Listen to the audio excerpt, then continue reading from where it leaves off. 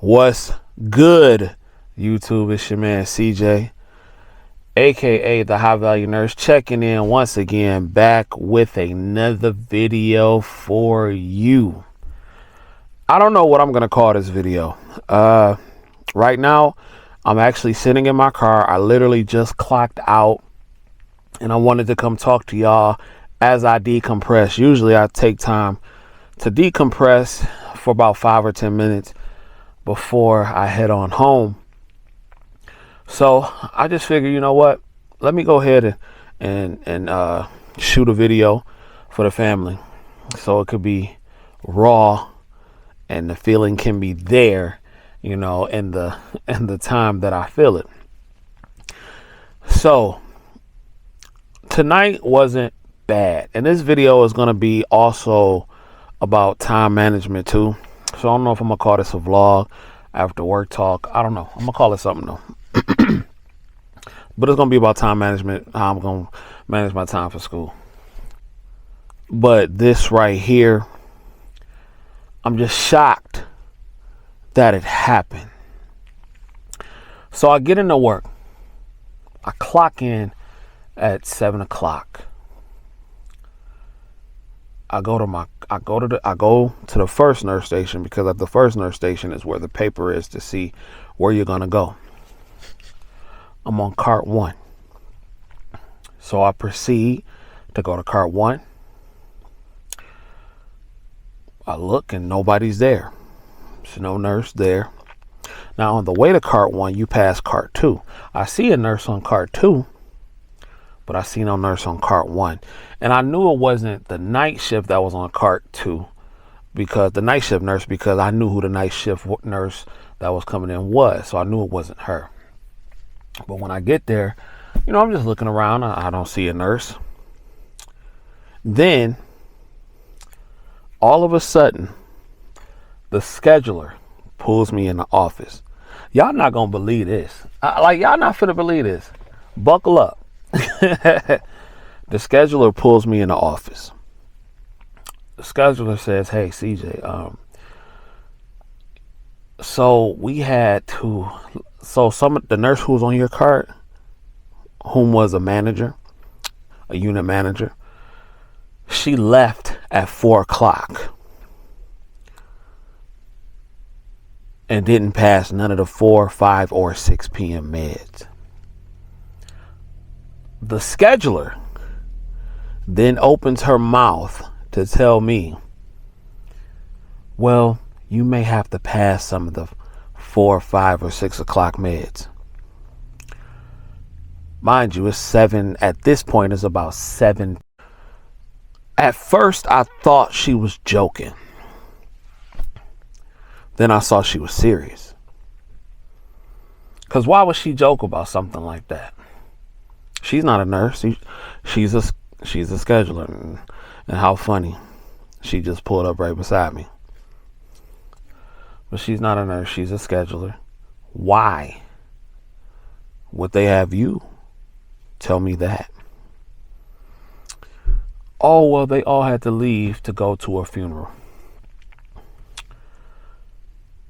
My heart goes out to the person that had the funeral, the family of the person that had the funeral, because the director of nursing, somebody in her family died. My heart goes out for her and her family. But as a unit manager and as a director of nursing, as nursing personnel, nursing staff, they all knew the funeral was going to be on whatever day it was on. They all knew that. Why in the world would nobody pre-plan? I understand what the DON may be going through, but that's why she has an ADON, a unit manager, 4 other unit managers. That's what they're for. Why in the world would you not prepare for that? And why would you think that it's okay to have a nurse who comes in at 7 o'clock p.m.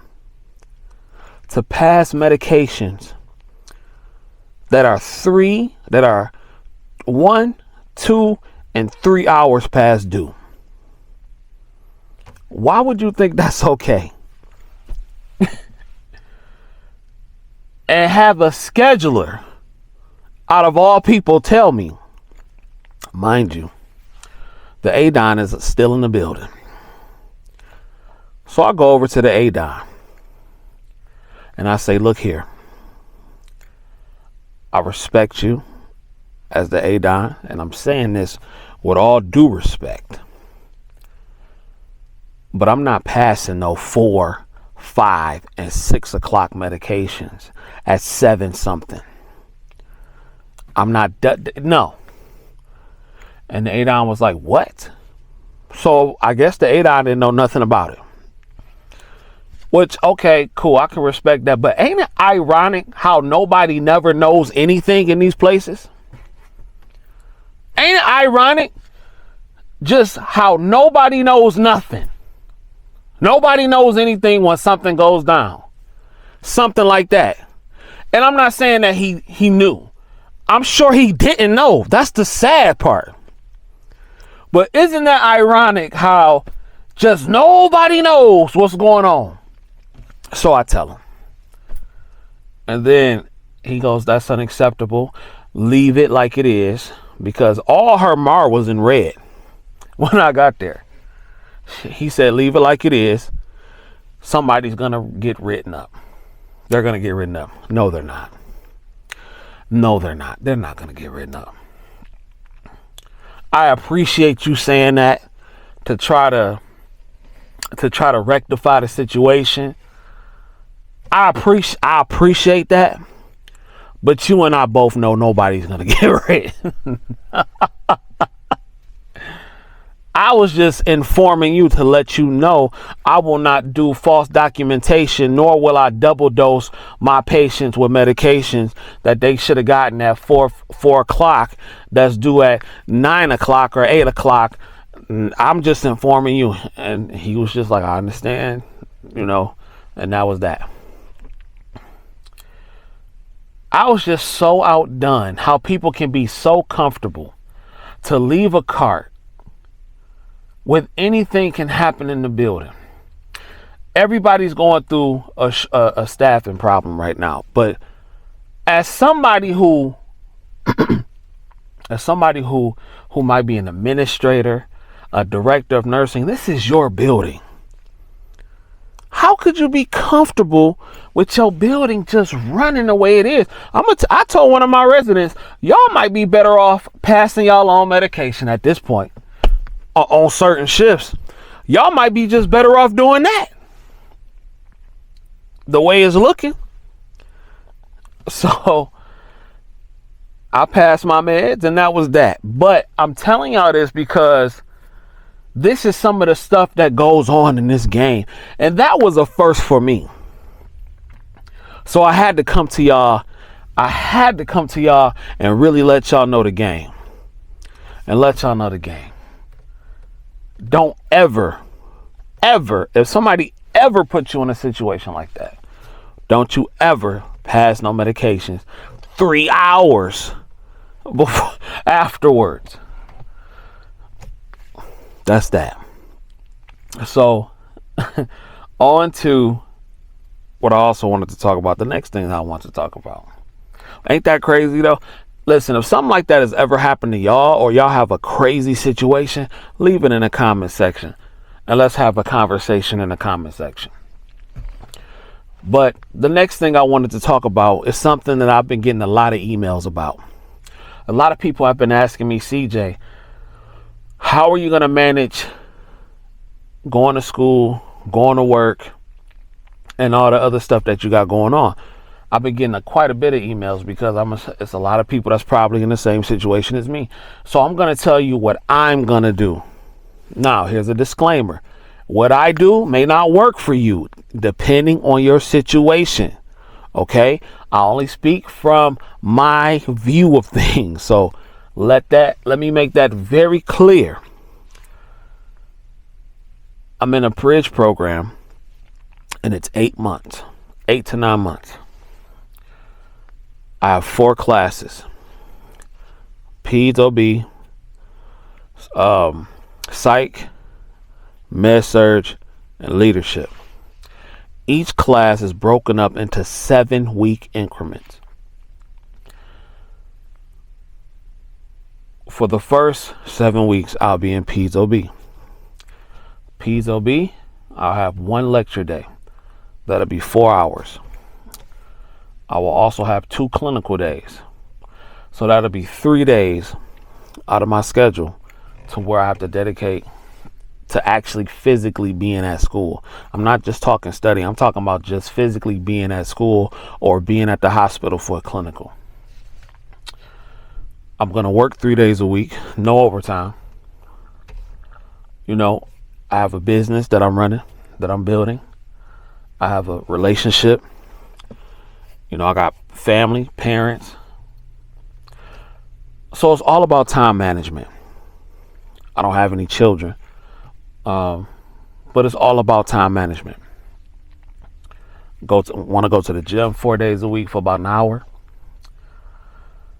Every single day for the next 8 months will be dedicated to studying. Studying will be done, whether it's listening to a lecture, going over material. Studying will take place. That is why I advise people, if you're going to work during school, I advise you to work night shift. Because night shift is an easier shift. Normally, not a lot goes on night shift. Normally, families don't come in and out the building. Management's not in the building, making you do a million things. After your rounds, after your med pass, after your treatments, you usually can have some downtime. During your break, during your lunch, you can take the time out to study. Plus, on my off days, I plan to study like crazy. Now, how I plan to schedule it as of now, I'm not going to work on school days. And the first clinical day, I'm not going to work. So those are automatically 2 off days. I will work that third day, which will be the last day of my clinical. So that day will probably start my work week. The last day of the second clinical, that day I will probably work. So, and the rest of the days, the rest of the 2 days, I'll work and study in between time. And then on my 2 days off from not doing anything, it'll be dedicated to studying. You know, every other week I have a date night with my chick. And that's how I'm going to do it. Visit family, go see my mama, get my grandma a kiss, go see my dad, all that stuff. And it's just pretty much about time management and being disciplined. I've been to nursing school before, so I kind of know what to expect. I kind of know how to align things so I can get it done, if that makes sense. LPN school was a great introduction into the nursing world. So it taught me how to manage time and how to study and all that kind of stuff. So that's one of the perks of being an LPN first. When you're going into the RN program, you kind of have an idea. The content is different, obviously, but not too much off. But just it's different because there's more things you can do as a nurse. But you just have to, learn it, apply it, and study it. It's all about being disciplined. There are plenty of people who have worked, maintained families, got a whole bunch of kids, and they were still successful in school. So just because my situation may be different, there are plenty of people with different situations that were successful. It's all about your mindset and how you execute. Point blank, period. At the end of the day. So that's my plan. Hopefully y'all got something from this. My name is CJ, aka the High Value Nurse. I gotta go home because I'm about to go to bed, and I gotta go out to my travel assignment today. So then I'm off for 2 days. So I'm chilling. Questions, comments, concern. Make sure you hit me up in the comments or shoot me an email. I'm trying my best to answer them when I can, and if I can't, I'm gonna get to it eventually. So if you don't do nothing else, get paid. Young Nerds get paid. Peace.